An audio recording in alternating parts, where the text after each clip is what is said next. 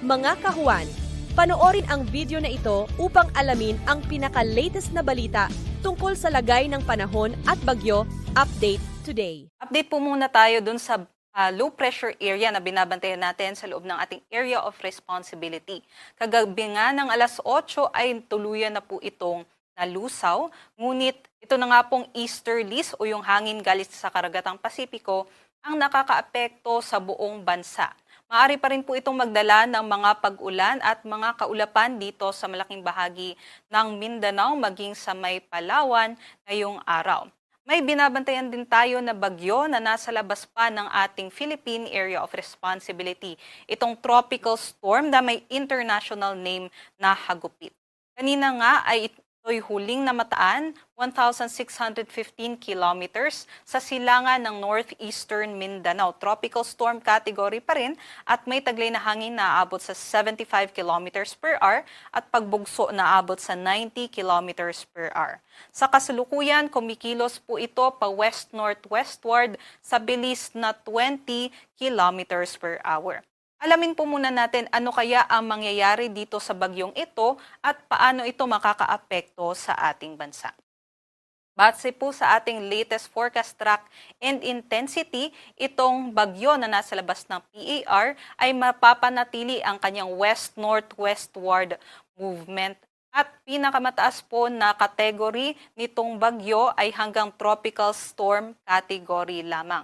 Maaari nga po itong pumasok ng ating area of responsibility bukas ng gabi o madaling araw ng linggo. At pagpasok naman po ng ating PAR, ang nakikita natin sa ngayon na ay hihina po itong bagyong ito.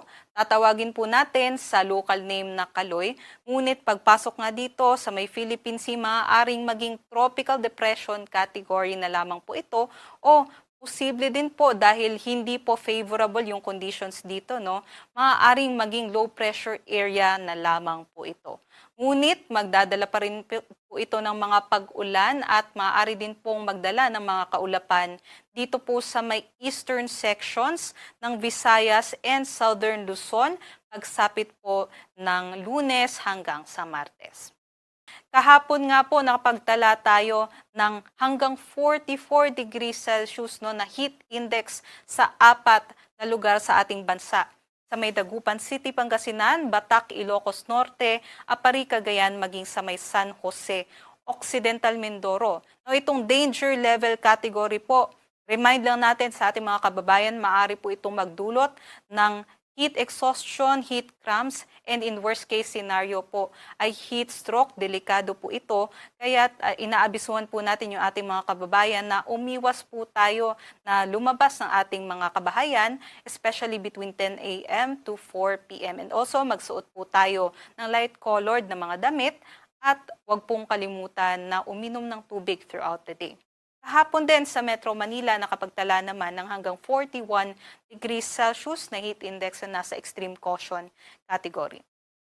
Forecast heat index naman po natin sa Metro Manila ngayong araw 40 to 41 degrees Celsius at pinakamataas naman 45 degrees Celsius dito sa may Apari, Cagayan. Aside po dito sa Apari, Cagayan, meron pa pong 21 na mga lugar na maaaring makaranas din ng hanggang danger level na heat index. Kaya doble ingat sa ating mga kababayan. Para naman po sa kalagayan ng ating mga karagatan, wala naman po tayong gale warning na nakataas, kaya't malaya din pong makakapaglayag yung ating mga kababayan.